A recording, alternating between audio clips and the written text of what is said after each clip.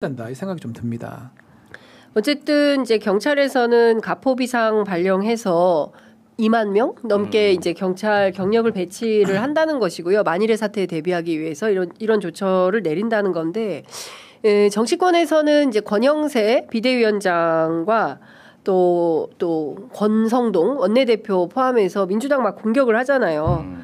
그러면서 주장을 하는데, 근데 이후에 파면 선고가 딱 나면 태세 전환을 하지 않을까? 아까 이제 우리 박 변호사님은 태세 전환할 거다라고 했는데 어떻게 보세요? 그러니까 이게 권성동, 권영세 이 두 사람의 생각은 연착륙을 좀 하는 걸 생각하는 것 같아요. 그러니까 사실 승복 얘기를 한 거 우리는 승복했다라고 하는 거는 네. 이 사람들도 바보 아니잖아요. 짬밥이 얼만데 네. 5선 뭐 하고 이런 분들이잖아요. 그렇죠. 이게 인용 가능성이 높다라고 본다면 그 승복은 사실은 내부를 향한 거일 수도 있다. 그러니까 우리가 헌재 결과를 존중해야 되고 결국은 이제 이 상황으로 가면은 아무것도 못하고 다진다. 이제 보궐선거 결과 딱 나왔잖아요. 지금. 그렇죠. 그 얘기해야 돼 우리. 네, 뒤에 잠깐 할 텐데 우리가 얘기할 텐데. 네. 그러니까 이게 답이 없다라는 걸 아니까 사실은 그 얘기를 이제 애도 기간이라고 보통 이제 뭐 언론에서는 얘기하는데 한 일주일 정도 가지면서 이제 지지층을 흥분된 지지층을 좀 가라앉히고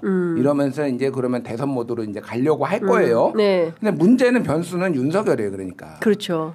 윤석열이 최대 악재가 될 것 같아요. 그러니까 깜빵에 있었으면은 솔직히 이 정도까지 걱정 안 하는데 네. 윤석열이 가만히 있겠습니까? 그러니까. 윤석열이 이제 또 메시지 내고 제가 뭐 말씀드렸지만은 바로 다음 날 나가진 않겠지만은 조만간 다음 주 집회에 나갈 거예요. 윤석열은 집회에 나가고 가장 먼저 어디랑 인터뷰하느냐가 구구 유튜버 중에서 저는 1번으로 고성국 TV 봅니다. 고성국 TV. 네, 고성국 TV랑 이제 인터뷰를 윤석열 할 거예요. 고성국 TV랑 인터뷰할 거다. 그러면서 이제 하나씩 이제 몇 개를 돌 거예요. 그러면 모든 스포트라이트는 이제 보수 쪽의 스포트라이트는 그쪽으로 갈 거 아니에요. 그리고 또 한마디씩 얹을 거 아니에요. 윤상현 한마디 얹고 뭐 나경원 얹고 뭐 김기현 또 끌려가면서 또 김문수도 한마디 하고 막 이런 식으로 이제 막 될 거 아니에요. 이게 난장판이 될 거다니까. 이게 그냥 씬 스틸러가 아니라 주연 배우 하려고 할 거예요. 그러니까. 윤석열은 주연 배우 할 거다. 주연 배우 하려고 할 겁니다. 이번 대선에 윤석열이 주연 배우다. 그렇죠. 그러면 다시 어게인 이재명 대 윤석열 구도로 만들려고 할 거다. 대선 판을. 그러니까 결국 윤석열이가 나온 게 국민의힘이 당장은 좋았을 수 있지만 정말 큰 나쁜 거로서 작용하고 있다고 봐야 돼요.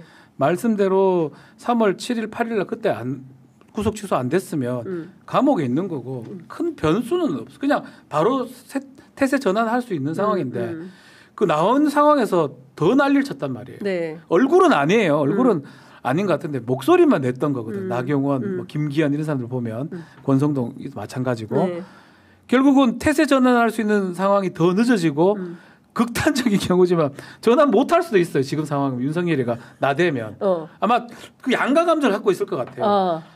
나서면 안 되네 저 양반. 막 권성동이나 이 사람들 입장에서는. 그러니까 정치 집단들은 정치를 해야 됩니다. 그러면 조기 대선이라는 정치 스케줄이 생겼잖아요. 거기에 맞춰 해야 된단 말이에요. 안 하면 안 되잖아요. 딴짓을 못 하거든요. 그래서 저는 태세 전환할 거라고 보는데 저도 뭐 김준일 평론가 말씀처럼 윤석열 나대는 거는 큰 변수가 될 것 같아요. 나서서 뭐 이거 한번 하면 이거 한번 할 때마다 투표율이 1%씩 2%씩 떨어져요. 이거 한번 할 때마다. 툭툭툭툭 떨어집니다. 이거 한번 할 때마다 윤석열이가. 근데 안 하면 다행인데 안 하겠습니까? 이 사람 성격에. 그러니까. 모르겠어요. 와. 근데 저는 사실 제가 그 구속되어 있을 때 또 면회 갔잖아요. 제가 국민의힘 중진 의원을 모 의원을 국회의원회관 엘리베이터 안에서 만난 거예요. 그래서 면회 잘 갔다 왔냐. 그랬더니 이제 이분이 한다는 얘기가 또 오라 그래서 갔다 오긴 했는데 왜 날 또 오라 그래가지고 나 진짜 막 그런데 나와가지고 세게 얘기했어요.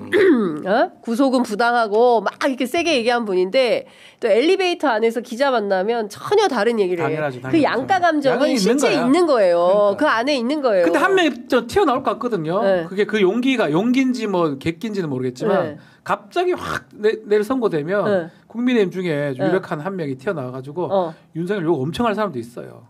누군지는 내가 얘기를 못하죠. 알 수 없으니까. 그러니까 그거를 또 잡으려고 하는 사람도 있을 거예요. 그러니까 하여튼 내일 선거 중요하긴 해요.